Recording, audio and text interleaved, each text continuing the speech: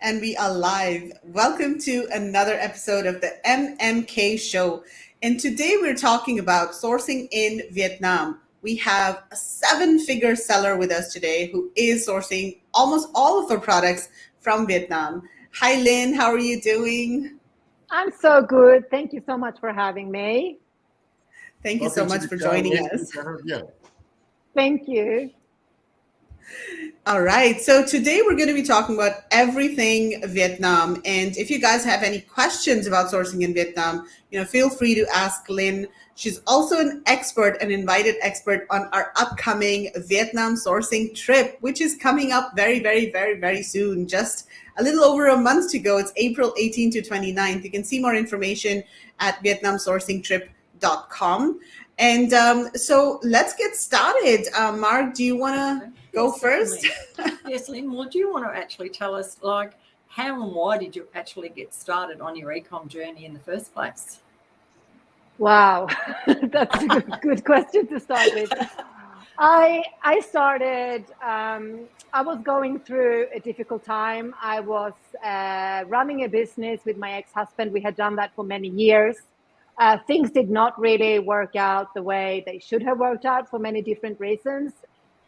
In saying that, I have been in businesses in that industry before. So this was a brick and mortar business in Sydney. And that was hard times. And a friend actually called me one day, and I think, Margaret, you know her, my friend Alex. And she told me that she had booked a course to learn how to sell products on Amazon. And at that stage, I didn't know anything about Amazon. All I had done with Amazon in my whole life was ordered a book once, years ago. And I'm like, there is no way I'm doing that with you. And because I was in a financial crisis, I have to be that's the story. I had no money to pay for this course. And she said to me, that's fine. I pay for the course. You just do the course with me. She needed someone to keep her accountable for what she was doing as well, I think.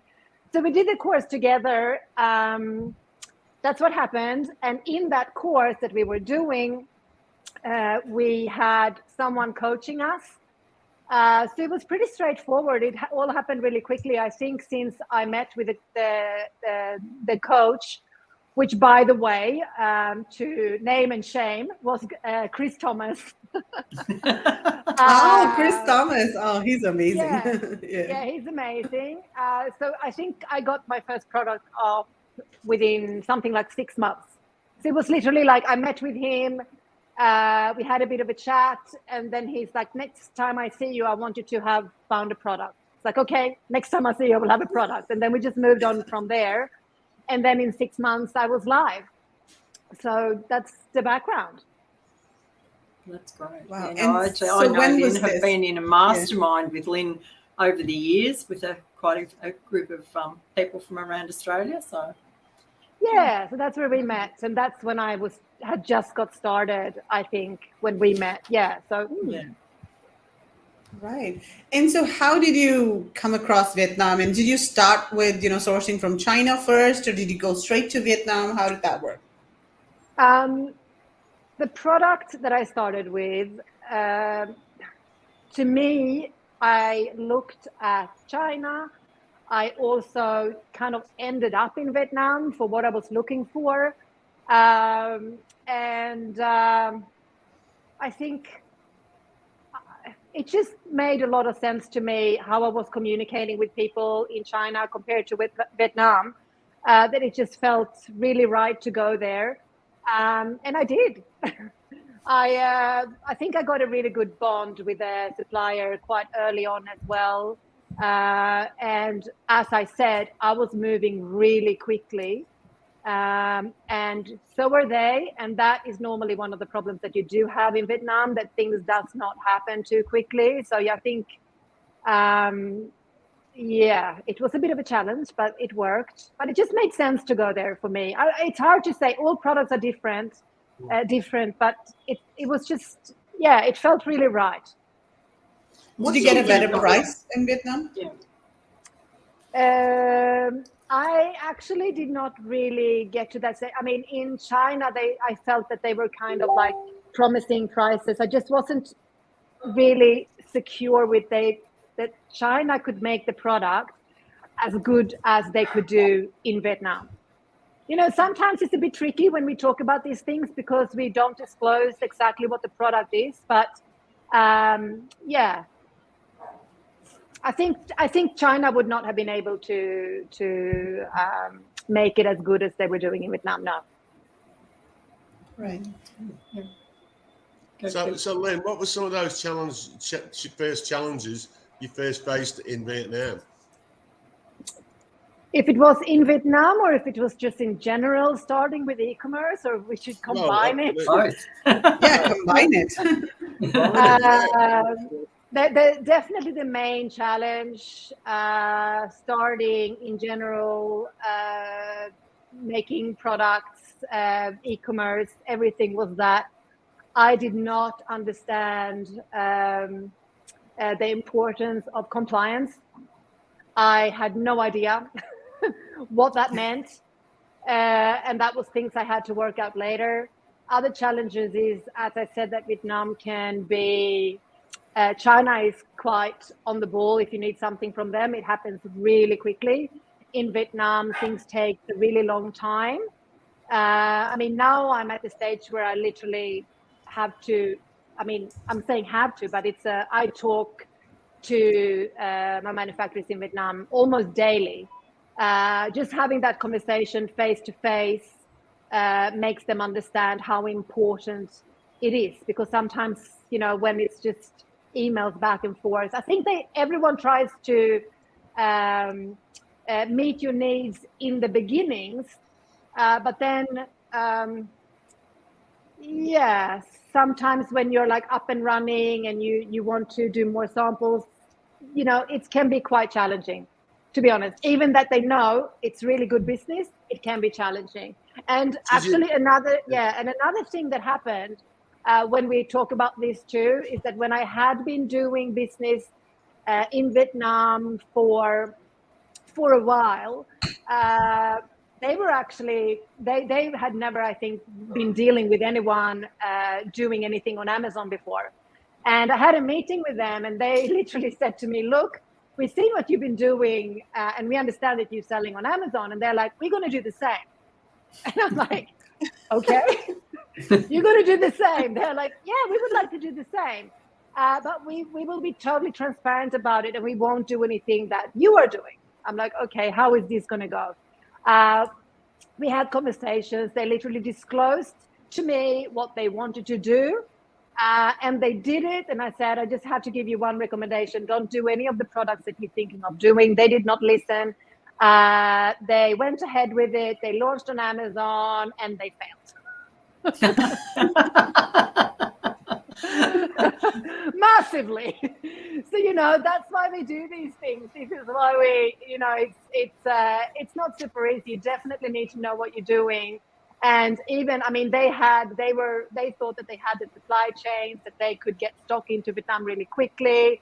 They knew their products, but it doesn't just work like that, right? So yeah, that was an interesting thing.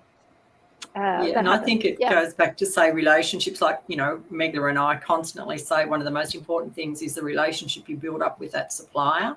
And, you know, and working with them. And obviously you've reiterated, if you talk to them daily, you're really talking to them all the time. So I think, but, you know, that is and it doesn't matter whether it be, you know, India, China or Vietnam, that relationship you can build and have with the supplier. But I find that that's quite a lot more difficult in China. When we dealt with China, it was very hard to get a relationship with the suppliers like we have got, you know, with India. I think they're more sort of, I suppose, friendlier. Do you find that with Vietnam as well, that they're, you know, really a bit of a, you know, your friend now, not just your business? Definitely friends. I mean, they definitely know that I'm hard work and they definitely know that they have to work a lot with me. You know, it's like, you know, I do take up a lot of their time because we are expanding the brand, and I try to use my manufacturer, like the current manufacturer that I have, and do as much that I can with them. But yeah, we definitely friends, and you know, I've met them all, like the boss and the people in charge of finance, and yeah, so yeah, we're friends. Yeah. Yeah, and of course you visited the factory as well, which, you know, we say it's really good to actually go and meet the supplier and go to your factory in person, and that sort of cements that relationship. Have you found that if you hadn't have been over there, it wouldn't be as, you know, as easy? It was definitely because everything happened, you know, brand was expanding during COVID. It was like, so there was no possibility that I could go there. But then as soon we could jump onto a plane, I literally booked a ticket to go back. And that's when I took my lovely friend Alex with me. They got me started on this journey. I always said to her, I said, you know, when we started, I said, I can't pay you. I have no money. I don't have $1. And then we came to the stage where, you know, I wanted to get to that stage, but I wasn't sure 100% that it would happen. It's like, okay, now I'm actually going to board a plane. I'm actually going to go and see my manufacturer in Vietnam. And I'm like, I'm taking you with me. It was an amazing thing to return that back to her, you know. But yeah, it definitely changed things to see them face to face, more than anything, to be able to negotiate on better terms, and also understand the full process. And I mean, so in Vietnam, it can be difficult to, like, on your own, to actually be dealing with a factory yourself, because some of the factories are maybe on the country or something, and they do not have the skills to communicate with you. They cannot speak English whatsoever. And if that happens, you actually need like a trading company in between you and the factory. So my manufacturers, they have their own factories, but they also, for some stuff that I do, are the middle hand, because I could never communicate. Even after meeting them, you know, I've had lunch and dinners with these people in the factory, and we can't communicate. So they need to translate between us. And that's quite beautiful, you know, in a way, but that's with Vietnam. It's a bit different. Yeah, no, that's good. Yeah, and so how have you found like the flexibility with MOQs in Vietnam? How do you go now, and how did you go when you started? When I started, it was pretty much, you know, came in having them to literally price different brackets, you know, quite high ones, and also smaller batches. Now I'm pretty much, it doesn't really matter, because now I'm in, like, it doesn't really matter. MOQ to me, it doesn't matter. I can order whatever I want to order. I don't get questioned, not on a new product, nothing. We can do whatever we want, but we have also made sure that we are always in production. So, you know, I think we have so much trust in each other in terms of like buying raw materials and stuff like that, which is pretty much you place your order, you put down a deposit, they order the raw materials. It's they just know the orders keep coming all the time. So an MOQ is not really necessary. Then of course it depends on the product. Some products will definitely require a higher MOQ, but yes, I feel sometimes that the price doesn't really change that much. So it also hasn't been that important. I also don't want to overstock. I want to have the cash flow. So yeah, it's to me, yeah, MOQ works fine. It's been what's been life-changing has been the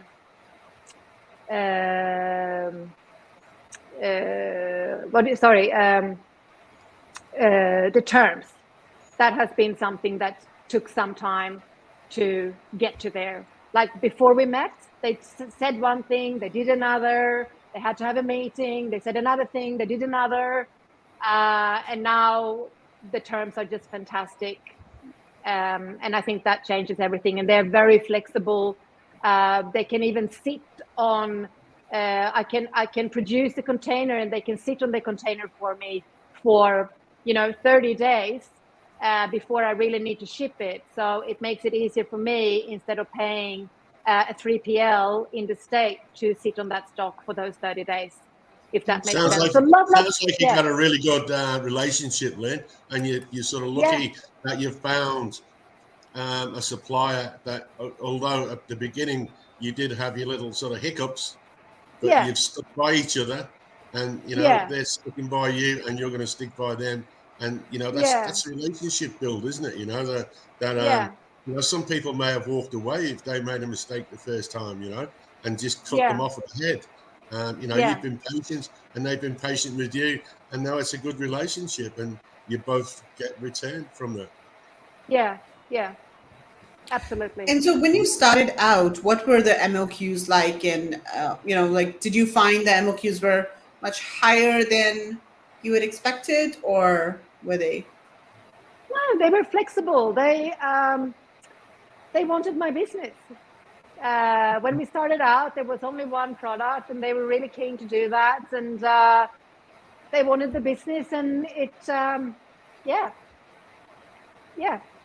would you say the thing was that when I started out, I more thought that, okay, great, because I now they have also given me price to have if I order a higher volumes, that's what I will do in the future. But it just has ended up me not doing that, because that is just not the right thing to do for me.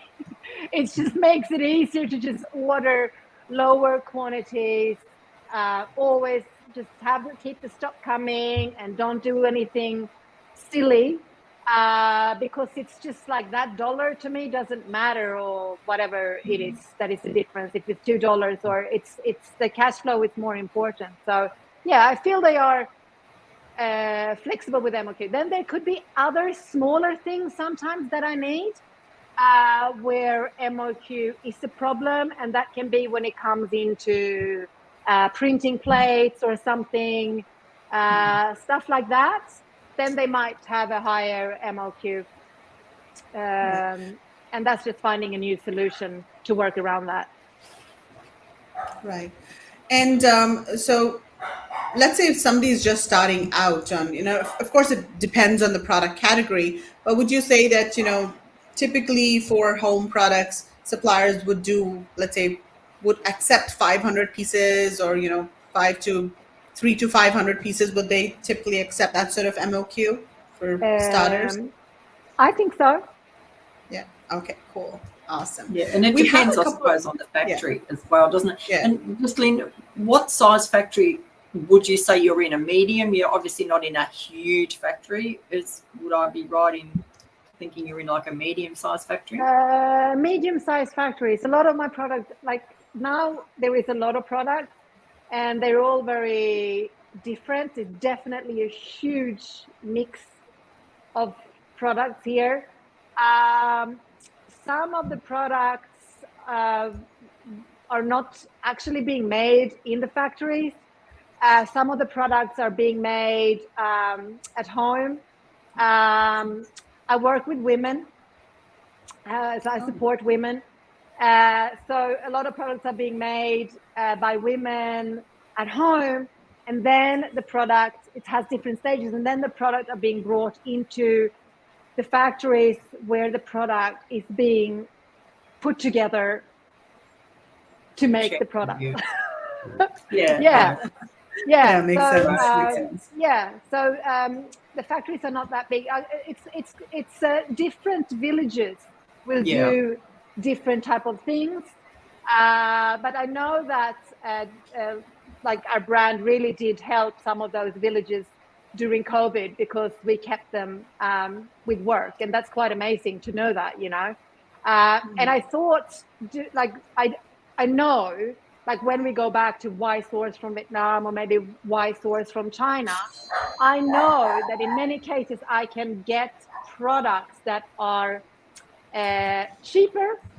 I can actually get them in China, but as I said, they're not going to be as good, and my products also come with a brand story behind it, and that just creates the whole brand, obviously. Like, it's just like, so it's very important for me to just keep supporting Vietnam. And now I'm looking at different ways of actually being able to give back to the country in other ways, and actually support them and involve the customers that do buy the brand, what else they are helping with. So Oh, fantastic. Yeah, that's amazing. I think that is just so important. Yeah. We talk about that all the time for India as well. So that is really important. Yeah. All right, so let's take some questions as well. I see Andrew has a question related to shipping, but Andrew, we're going to get to shipping in a bit, so we'll address your question there.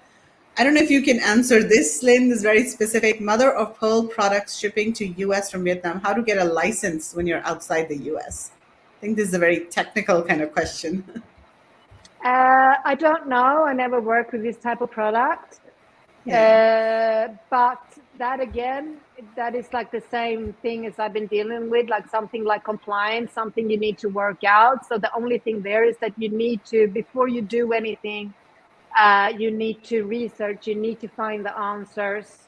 Like, don't do anything without knowing what is required from you. Right. And Andrew, if you want to reach out to us separately, we do have, a freight forwarder, customs brokers in Vietnam. We can try to find the answer for you. So you can message me or Margaret on Facebook, and we will help you there. Yeah. Okay, and I mean, Oksana. if there's a supplier, sorry, I was just going to say, if it's a supplier that already worked with that product, that actually offer that product, they might be able, of course, to answer that. But also my suppliers, they don't work, they have no idea about anything like this. So I don't trust my suppliers for anything, and I totally do my own compliance 100%, like by myself, not relying anything on them. Sometimes some of the QC firms that we have, they would possibly be able to help you sort out what you need for compliance and how to, how it needs to be done. So there's lots of options of, to find that information out. Yeah. Right. Okay, so this is a question from Oksana. How did you approach product research, and do you do it differently now? Product research in terms of searching what products to go live with on. I definitely have changed the strategy there a little bit, or it's not a system that I use all the time. When I started, I can be very transparent about this. I literally looked for a product that had around 10,000 searches a month, and I saw that I had at least 3 sellers doing a minimum of $5,000. So that's how I started, and that worked really well for that product. Then I worked into more competitive products and just did something very different. And then I have also done products that nearly no one is searching for, this specific product. But because no one else is doing what I'm doing and it's within the brand, it works really well anyway. So, but I think that the first product that I sourced, when I used that strategy, I think that worked really well because it wasn't too high competition. And as well, if you go for something that is very high competition, sometimes you need to spend a lot of money to make that product too. Yeah. Okay. Rashmi is saying usually the MOQ would be 100 per variation. Okay, that's good to know, Rashmi. All right, and so Linn, what about quality control? Like, how do you manage quality, and have you ever found issues with quality? I have issues. I have now. I have my QC. Yeah. My QC is doing an inspection now, and she'll do one tomorrow as well. I didn't even, my first order, I didn't even do QC. I had no idea. I trusted my factory. What they said to me, they said, no, we do our own. Why would you waste your money on that? That's fine. Just use hours. I'm like, okay, that's so good. My supplier is like amazing. And then, things happen and you just understand what's going on. So now I actually have someone that is working for me. So I don't use a company. I have a person in Vietnam that is working for me, and she does all the QC. So we have set up a certain way of her to report to me. I mean, I've been there myself with her and gone through the products, because some of the products are very, very complex. So yeah, she's a very important person in this business because she's like my hands in Vietnam, and she can do whatever I need her to do, even if it's not QC or if I need her to do anything else there. She's super flexible. She actually just sent me a message about an issue like an hour ago, and she said, oh, the factories are not ready, they're missing this piece or something, should I go home? And she's like driving like 3 hours to go there, and I'm like, with more people, I'm like, no, you guys are going, you have to go anyway, like we will work this out. So you have to be very flexible, and I guess, yes, I'm just being super flexible and just trying to work around things. As much as I do sometimes find them being a little bit slow and sometimes annoying, and I'm like, how can things not be done right, and why is this happening, and why is things slow? I also change things all the time. So sometimes it's also my fault that I put them under a bit of pressure, and then we need to just be very flexible and just really work together, all of us, and talk all the time and work things out. So yeah, but QC, super important. I did not do it right from the beginning. So yeah, I think in terms of speed, I feel that China is super efficient, because they have their export setups and they have sort of all sorts of, salespeople. But other countries, whether it's Vietnam or India, a lot of the factories there, maybe are not as fast as China. So it seems like they're slow, but maybe they're like more a normal pace. I think China is just too fast for everyone. Yeah, and I think if you want it handcrafted and that you've got to, have that. You can't expect something to be handcrafted. It's not like in China where they're going to run, a mold overnight for 10 customers and it's going to, spit out a few thousand pieces in a couple of hours. We've got to be patient when we're doing more handcrafted, hands-on type goods in villages, etc., like you're doing. And, it's common sense. They're not going to produce you 2,000 of those in a week. I mean, it's, it takes a lot more people, but you get that good brand story, as you said. What looks better on your business, mass produced overnight in China or handcrafted in a photo of the village and the mother and the children or something like that. I mean, it's a sales, you need to also and you need to use that. You need to know how to use that when you talk to your customers as well. So if you make, if you do source these type of products from these type of countries, you need to make sure that you actually can communicate this. So the end user actually do understand why the product is the way it is.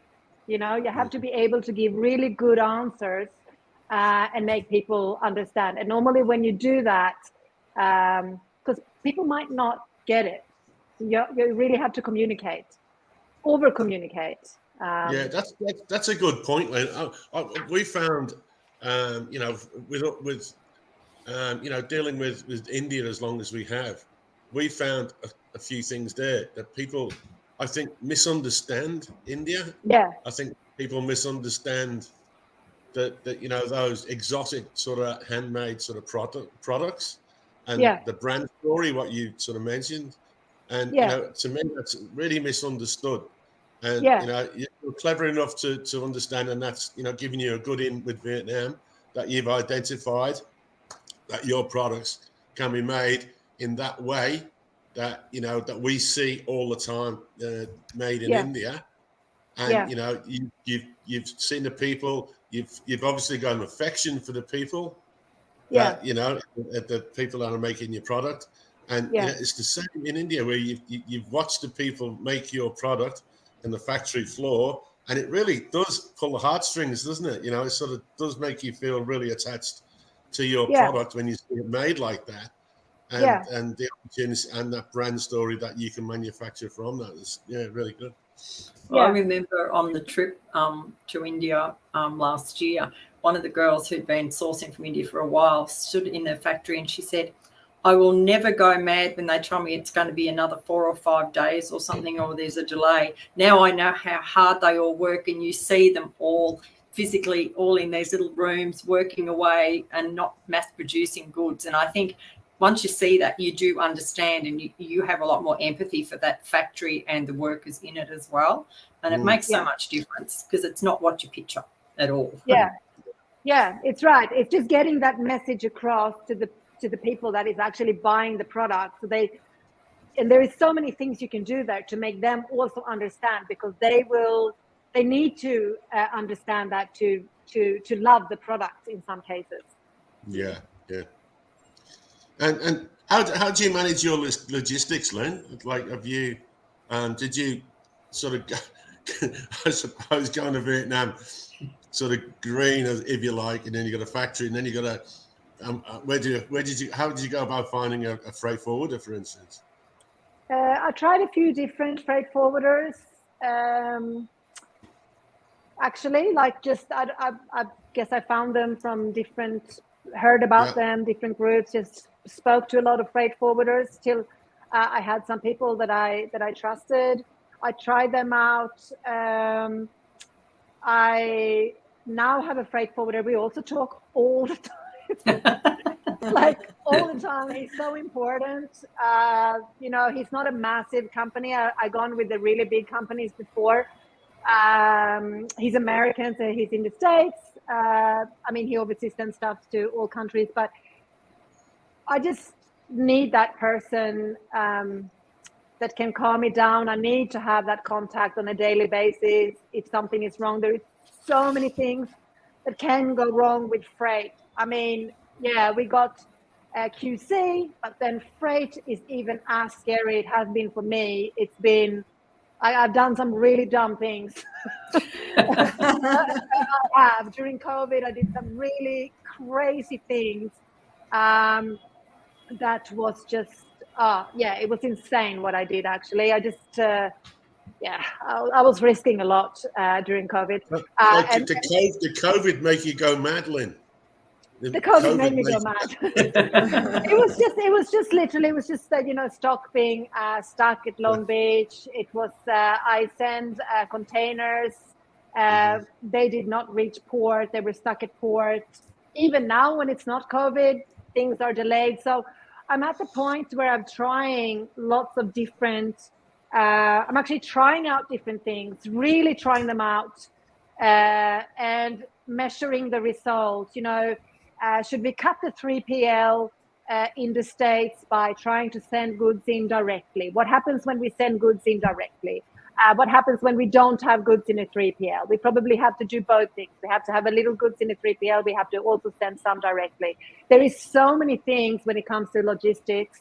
And I think you just need to, work with people that are efficient and people that you trust and people that, and I still, even that I work with a freight forwarder, I still go and get rates from other freight forwarders all the time and make sure that we are on track and, I get the right prices. I'm not being overcharged. I'm like, hey, I got a lower rate from someone else and I worked with you for years. What's going on? So, So we've got a question from Annie about logistics. It's me. Are you okay? Yeah. Just lost my microphone. Do you ship to a 3PL on the West Coast, and what's your experience with shipping times? I have tried a lot of different things where to ship. I ship into Long Beach now, and shipping time now, it's like 20 days to get them into LA. That's what I'm doing. Right. And do you ship to a 3PL? It's so many different, I have tried so many different things. trying to find the right answer. I tried to speak to people back in the day. Some of my products are larger in size, and I kept getting warehouses that I did not want to get. However, now when I'm shipping into, like I've been shipping into LA for a long time, it seems like I'm still getting, even with the oversized product, it seems that I'm still getting warehousing there as well. So, yeah. Oversized products is always a problem, Margaret, isn't it? It's it usually gets sent to the East Coast because that's where most of the larger warehouses are. Have you actually looked at the time difference, whether it would be when it's busy going into Long Beach better to go into the East Coast? Have you ever done that exercise or not? I know it's going to be a bit longer time-wise. No, I was sending into the East Coast, but it was longer and it was more expensive. And of course it was cutting. So it was cutting some of the costs to do the inbound shipping from the 3PL into Amazon, but it never worked out for me as being a positive thing end of the day. So, yeah. Okay, we'll talk about that on the trip. We'll give you some hints on that. We'll talk to you about that's like an endless conversation. I know, oh my gosh. Yeah, it sure will be, Linn. Yeah. All right, let's take a few more questions. So Andrew's asking, shipping from Vietnam, how to keep costs down? Like, do you have any tips? I mean, we did talk a little bit about it, but anything in particular? Yeah, in terms of shipping, I mean, there is absolutely things you can do. It's like right now, if we're talking about today, so something that I was trying out as well is that I was going to do, instead of shipping 40-foot containers, I wanted to make sure I had a really good cash flow. So I'm like, okay, I'm going to do 20-foot containers.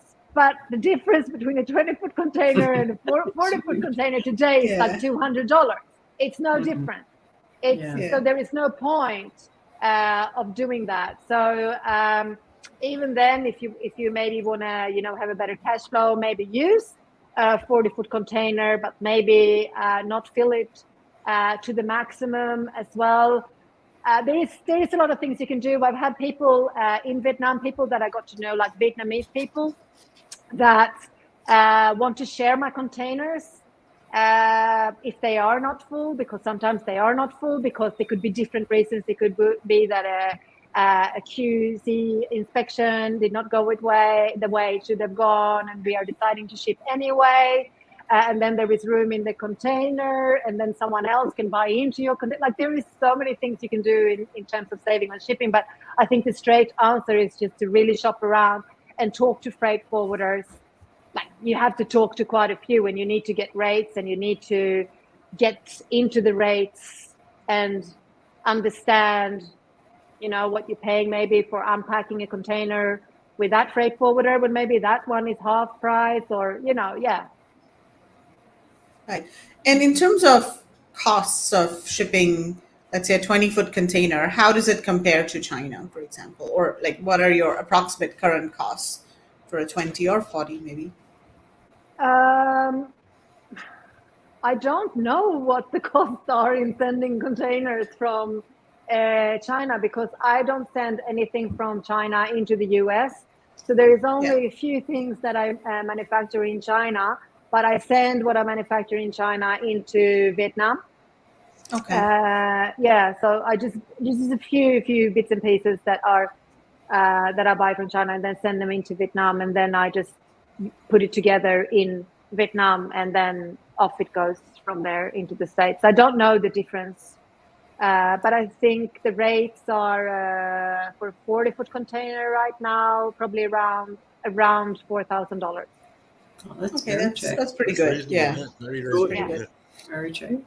Yeah, and I think, Andrew, one of the biggest catches is if you're doing really small shipments, like, anything under like 1,000, it's so expensive because, as Linn said, like a 40 and a 20-foot container are the same price. The smaller you get, the more expensive it becomes. And I think that's where you find it becomes quite unviable, and you really need to look at either doing 2 or 3 products at the same time, or ordering, more of one product, because you probably end up paying the same and you've got the stock at the end of it. It's not going to be any more to ship it. So something that, you need to, I think people just think, I just want to do a couple of hundred to start, but they don't realize it's probably going to cost them $10 a product or something in shipping, because of the costs that are inbuilt that you can't avoid with shipping. And I think as well, there is many reasons why not sometimes try to go for the lowest MOQ. Like maybe sometimes it's better to do a little bit more for lots of different reasons. Right. So we've got a couple of questions about finding your suppliers. Anne has said, how did you find the manufacturer in Vietnam? And then how did you find your suppliers? So I found my supplier on Alibaba. Okay. Back in the day, yep. So that's what I did. And now, I mean, obviously, one of the, this is why I'm so super excited to actually be able to go back to Vietnam with you guys, and it's just being able to see other parts of Vietnam and see what they can do there. And I mean, that's why you have to go on this trip, because it can be, it's hard to find them. So I'm just looking forward to travel around with you and then go to the trade show to find more suppliers that can do more things. Exactly. Yeah, well, we're just trying to connect all the dots, Lynn. To make it easy for people to. I mean, I know this is our first and our inaugural trip, but I mean, we've done a lot of research thus far and trying to connect all the dots. And hopefully when we actually there, we can even meet some more dots that we can put together, from, as you say, going to other regions and also the fair itself. And through Megla's, involvement with global sources over the years, we've got a hell of a lot of good contacts to refer to as well.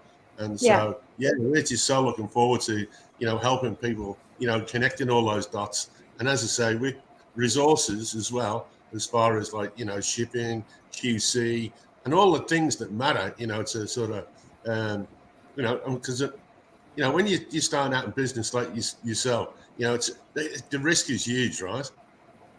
And it's frightening. And, you want to make a success of it. You don't want it to sort of fall down, but it's a risk. And especially when you're dealing with people from overseas, because you don't know if they understand you, they get it, they're going to make you stuff like you said. Trust me, everything in the box is fine. No worries. But things can happen, and it's your money, and if you can't afford to fail, don't go down, don't get on the boat, sort of thing. It's Okay, and so what advice would you? Oh, sorry, Megla, do you want to do that quick? Go on. No, I was just going to do a couple of comments. So Rashmi saying that she lost a lot of money in shipping as well, and landed cost was huge. Now slowly getting better. So I think that's one advantage. For people who come on the trip, they can learn from Lynn's experience. You don't have to make the same mistakes that she made or that others make. You've got a ready solution right there. But sometimes, No, sorry, Megla, but sometimes there is no solution. Sometimes you just have to, like during COVID, for example, right? When a container was literally like $24,000, okay? That was the container. And it was hard to get goods out from one port, and I would have to send it from one port to another. So I went to my manufacturers and I asked them to help me. Which they did. So they helped me with a few $1,000s here and there. Even then, and this is before we met, we were working together. I'm like, guys, this is ridiculous. And I need to get this stock into the States. What are we going to do? So I did not ask for a discount of the products. The products are, what the products are, and that's what, they need to get paid.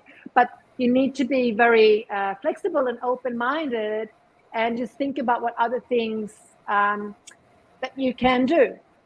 So to me, it was more like I knew that it would be absolutely horrendous to pay for those things to be moved from A to B. but sometimes even like growing a business, like it's like, do you need to make money, or are you happy just at this stage, whatever is happening right now? Are you happy just to, I mean, you don't want to lose, okay? So you don't want to lose, but are you happy maybe to try to just break even while you're doing this? You know, I wanted to be one of the sellers that still had stock. I did not want to be out of stock, so I kept shipping. I shipped so many containers during that time at that rate. It was crazy. I kept shipping. I was just shipping more and more stock. People buying my stock. It was great. Wow. You know, the bottom line was not great, but it definitely worked at the end of the day. And during that time, instead of having a great figure on the bottom line, we were building our brand. So, yeah. Yeah, and look, I think that's the same with any business. I mean, if you take on a McDonald's franchise or something, you can't expect to make profit in that first 6 months. I mean, you've got to establish your business and everything else, and take those costs out of that initial thing. And I think a lot of people think, they do some course and they hear that, hey, this is an easy way of making how much money. But you've got to take into account that it doesn't happen overnight. You're not going to make thousands of dollars in your first month. It's going to take you a few months to get yourself established, and especially when you're starting a new brand, you've got a lot of sort of hoops to go through just to get your brand recognized. So yeah, I think no, it's not as easy as people I think. Yeah. So Rashmi, you are you're so close to signing up. I can see that. Do it, Rashmi. Do it. Don't think. We miss you, Rashmi. You better come. I was just going to say, put your hat and coat on, Rashmi, and come with us. Rashmi was on our India trip last October. Okay. We'll look after you. All right, Mark, what's next? No more questions? Okay. Yeah, so what advice would you give people who are just looking to start selling from Vietnam? What would be your one piece of advice? Well, yeah, God, it's so many. It's all these things we just discussed. It's like, it's all these things that we've just gone through type of thing. That, but I think, of course, yes, the supplier is super important. Get to know them, get them to have to feel that they can trust you. I think that's a very important advice so they feel like when they're working with you, when they're trying to meet your needs, they can also trust you. You have their back, okay? And then do your research, like with freight, get the quotes. It's not that hard. It takes like 20 minutes to find 3 freight forwarders and have them to quote you on the same thing. And maybe think out of the box when it comes to getting the supplier to maybe help you out.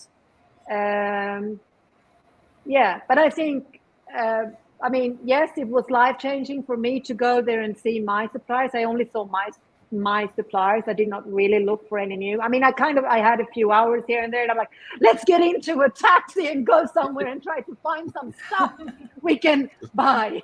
And we did. We were like running around markets and just like, and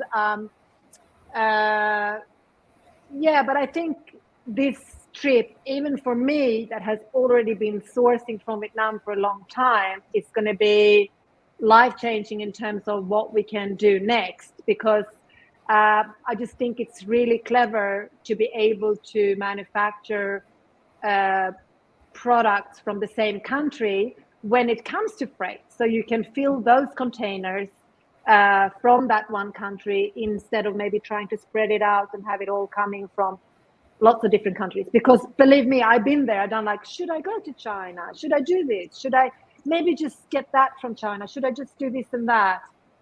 Because it's easier to find products there on Alibaba and so on. It's just so easy. It's just so convenient. It's just like, it's all from China. But I think having this opportunity to go there, great. Awesome. Yeah. So the barrier to entry is higher, right? I mean, if everybody can do it from China, there's only a few people who will go to Vietnam or other countries. And so you have that sort of advantage where there's less competition for you, other people sourcing from those countries. So cool. All right. So guys, let us know if you have any more questions for Linn. And we'll also be talking about Vietnam sourcing trips. I'm going to share my screen and quickly just go over the itinerary and some more details about the trip. So if you have any questions about the trip as well, do type them in the comment section. We'll be taking questions too. If you are looking to sign up, there's a discount code. If you watch the ticker at the bottom of the screen, and Kevin is going to point to the sticker right now. So you can use the code Linn, Linn, for $300 off. But real quick, so this is basically an all-inclusive trip. It's 10 days. And the focus really is to help you learn all about sourcing from Vietnam, to meet a lot of different service providers, and to learn from people like Linn who are really experienced in sourcing from Vietnam, and also visit factories. So there's a lot of cultural activities that we have planned as well. So I'll just quickly go through the benefits, and then I want to go through the itinerary so that you guys know what we're going to do on the trip. So first of all, you'll visit pre-qualified factories that cater to small orders. And now we touched upon this earlier. Some bigger factories, they tend to have higher MOQs. So we're trying to find factories that are suitable for Amazon e-commerce sellers. You'll be introduced to our vetted and trusted service providers. And of course, Linn also has her service providers that she can introduce you to. And it's so important to find someone that you can trust and know and that has good service. So this in itself can save you so much time and effort and money, when you're just starting out. We are also going to be visiting a trade show, which is a global sources trade show in Ho Chi Minh City. Now, this is an export-focused trade show that's really focused on home, gift, and fashion products, which are the key products that Amazon e-commerce sellers are really looking for. And there are a lot of other trade shows that are hosted in Vietnam, but a lot of them do not focus on these categories. And a lot of them are also not focused entirely on exports. They may also have, domestic focused manufacturers, but this is 100% export focused because Global Sources is a B2B sourcing platform that really specializes in exports. It's not a very big fair. There are about 300 to 500 exhibitors at the fair. So we'll be spending one day at the fair, but it's good enough to give you a taste of what Vietnam has to offer in terms of products, and you'll be able to find good suppliers there. Then, of course, we're going to be having mastermind sessions and information sessions with the various experts that are going to be with us, that are going to be traveling with us.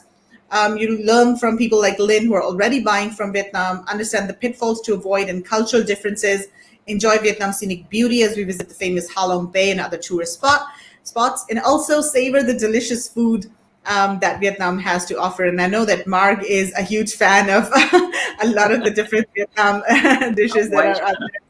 Yeah. Okay, so you can see this at vietnamsourcingtrip.com. I just want to talk about the different experts that are joining us. So we got Jim Kennemer, who's the founder of Cosmos Sourcing. He's really experienced in sourcing in Vietnam. We've got Jeff Schick, he's the founder of Jeff Schick Legal. We've got, of course, Linn Sundin and Kathy Lloyd. She's a business owner and coach. She's also been looking at exploring at sourcing from Vietnam. And we've got Ben Leonard. Now, Ben is a really successful, I think, 8-figure seller, if I'm not mistaken, but he currently runs e-com brokers, but he has developed multiple brands and exited these brands. And now he started working on a new brand that he's sourcing entirely from Vietnam. So Ben is going to be able to share a lot of great insights on not only sourcing from Vietnam, but also building a brand in order to exit it. And of course, Kevin, Margaret, myself, we've got CJ Rosenbaum who's going to be joining us. Then Prasanna from RSJ Inspection. We've also got a freight forwarder, and they're going to be there with their local team. So, RSJ Inspection, Sea Air, Freight Forwarder, and Quality Control, they have local teams there. So they will be there with their local teams. It's, of course, an all-inclusive trip, and we mean all-inclusive. So all you basically need to do is arrive at Hanoi Airport, and from that point on, everything is taken care of for you, including hotels, transportation, food, even domestic flights from one city to another are taken care of. So here's everything that's included. Stay at 5-star hotels, one night on a junk boat in Ha Long Bay, airport transfers, SIM card, conference, visits to 10 plus factories, access to interpreters, 1 day at an export focused trade show, all meals, transportation, domestic flights, visa, flight booking guidelines, pre-trip live webinars, post-trip live webinars as well. So we really help you plan for the trip. And those of you who've been on our India sourcing trip, I think you know that we really take good care of everybody. It's a VIP experience so that you can focus on doing business and we take care of the logistics and everything else. So of course, airfare is not included. And if there are any visa costs, that's not included. Now, this is the junk boat. And I know that this is Mark's favorite part of the trip, right, Mark? Yep. It's going to be a special night sitting on that junk boat. And it's going to be smooth sailing. So somebody was asking me the other day, is it going to be like, choppy waters? No, it's not choppy waters. It's very smooth sailing and flat very calm. peaceful. Yeah, flat calm. Flat calm, yeah. And it's amazing. It's an amazing experience just sitting on that boat overnight and watching because these boats that we're on are quite big, but there are some smaller ones that are around you, and it's just absolutely beautiful.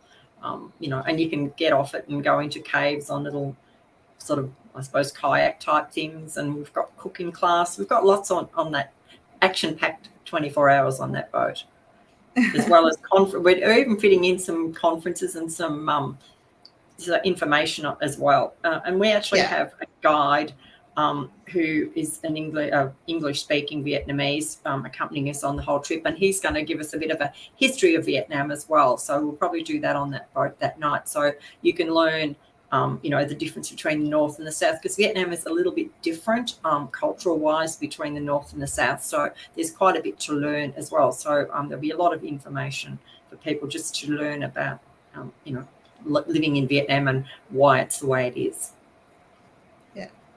So this is the trade show that we're going to be visiting. I'm not going to be wait, just turn off audio. But it's the Global Sources Fair in Vietnam, and really focuses on, as I mentioned, home, gift, and fashion, and it's exclusively for international trade. This is the first time that Global Sources is doing this trade show in Vietnam, but they really specialize in trade shows. I mean, some of you probably know I used to work for Global Sources for a very long time, and so they are a very well-known, reliable company. They do trade shows really well. These are the products at the fair. And then, of course, this is a little bit about us, the organizers. So this is a photo of our India sourcing trip that we had done in October 2022. And that was super successful. All right, let's just quickly go through the itinerary and then we'll take any questions that anybody might have. So we will start in Hanoi. So 19th of April is arrival day in Hanoi. We don't have anything planned on this day in terms of activities, but you just arrive any time of the day and settle down a little bit. Then the second day, April 20th, we do a half-day sourcing from Vietnam conference where we'll have Linn and Ben talk about their experiences and also introduce you to the service providers that are going to be accompanying us on the trip. We'll do a few factory visits in the afternoon and then networking, dinner and drinks in the evening. On day 3, we check out from the hotel and go to the boats in Ha Long Bay, and we can do kayaking, cooking classes, and there's lots of activities on the boat. And then, of course, most importantly, we will have information sessions with the coaches on the boat as well, and then networking, drinks, and dinner. Day 4 is factory visits all day. Then in the evening, we fly to Da Nang, and then networking, drinks, and dinner in Da Nang. Day 5, we drive to Hoi An to see local products. And Mark, do you want to talk a little bit about Hoi An and tell people what to expect over there in these markets? Yeah, look, Hoi An is, I suppose, it's one of the most quaint cities I think I've ever been to. But they have a lot of small market type stores where, like probably Linn is saying, the artisans are making her products in the villages. And so a lot of the products that are sold at these market stalls, and there's some of them are shops, will be locally made from artisans around Vietnam. So it's another place to either find somebody who could make your things if you want to go down that track, or to get some ideas of what can be made. And so when we get down to the Global Sources Fair, you've got in your mind some other products that you can look at and maybe take some photos of and talk to some suppliers about getting. So you've got a lot of opportunity there to actually find some more ideas, I think, is more so than probably finding a manufacturer. And you can actually get shoes and clothing made there. We've got enough time probably to get, if you get in early in the morning and get measured up for shoes or clothing, you can get it made and they'll deliver it to the hotel before we leave Da Nang in a couple of days' time. So lots to do there. All right. And then day 6, we do factory visits in the morning, and then we fly to Ho Chi Minh City in the evening, and then networking, drinks, and dinner in Ho Chi Minh City. Now, day 7 is all day factory visits. And then we also do some walking in the Bintan markets. We help you prepare for the trade show in the evening. We have an information session in that, and then dinner and drinks in the evening. Day 8 is the trade show. And so here we're going to be at the trade show almost all day, and then we'll have sessions in the evening as well. And we'll do the Saigon River dinner cruise on day 8 as well.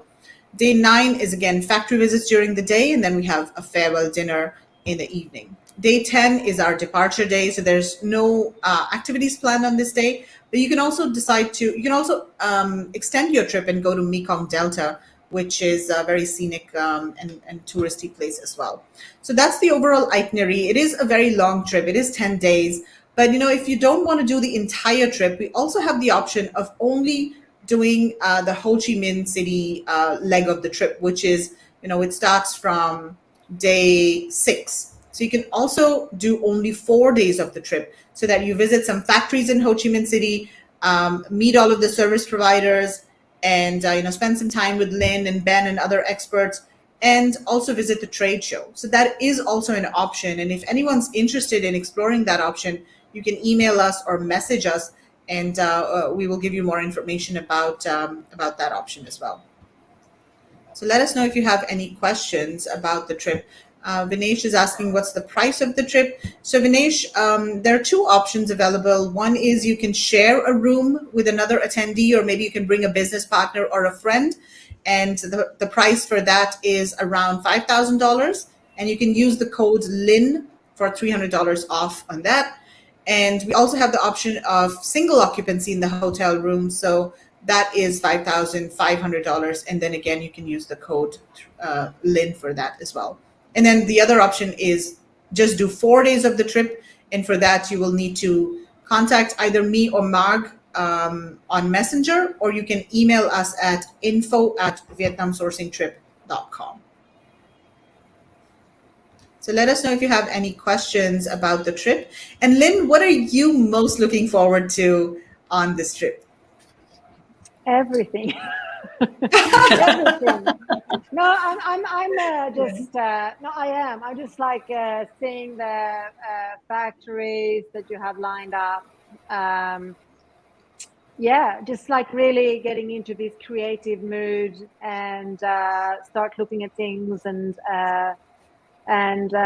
see what you can find there. Yeah, because there is things that I have struggled that kind of I have an idea about what I want to do, but I struggle a little bit to find certain things. So I think, I'm just super excited about it. Awesome. Debbie's asking, is it in US dollars? Yes, Debbie, that's in US dollars. And and it's all inclusive. Again, I want to emphasize that. So once you're in Vietnam, you're probably not going to be opening up your wallet at all, except, if you want to buy some gifts for your friends, or if you want to get some custom shoes made in Hoi An. But other than that, you will not need to open up your wallets at all. Yeah. Cool. Anything else to add, Marg and Kevin? No, I just think roll on. I can't wait. In 6 weeks, I think, and we're there almost. So. Yeah, likewise. I just can't wait for the trip to begin. I think it'll be fantastic. Yeah, and there's so many things. I don't know what I'm looking forward to most. It's just the whole experience, because we're doing so much. Yeah, exactly. It's going to be jam-packed. It's going to be absolutely jam-packed. And the most important thing, on our trips is information. And even on our India trips, we really, really, really focus on helping you learn everything about sourcing from India. And the same thing is going to be, in Vietnam as well. We're really going to be focused on information and helping you do business better, more effectively, and more profitably. And by the end of the trip, I can guarantee you will feel information overload. You will have information overload, and like, oh my God, this is too much information for me to process. But that is our USP for our trips. We want to provide you a huge amount of value when you join any of our trips. And being on a trip like this will really help you fast track your sourcing process. That's one of the benefits of attending an in-person trip like this. You have all the information, the contacts, the factories, like everything under one roof. So jam-packed with information. All right, so I don't see any more questions. Sorry, Kevin, yes? I was just going to say, don't think about it, just come and do it. Yes, just do it. Right. Oh, Lee saying, great presentation, Linn and MMK, I agreed. So tempting. Do it.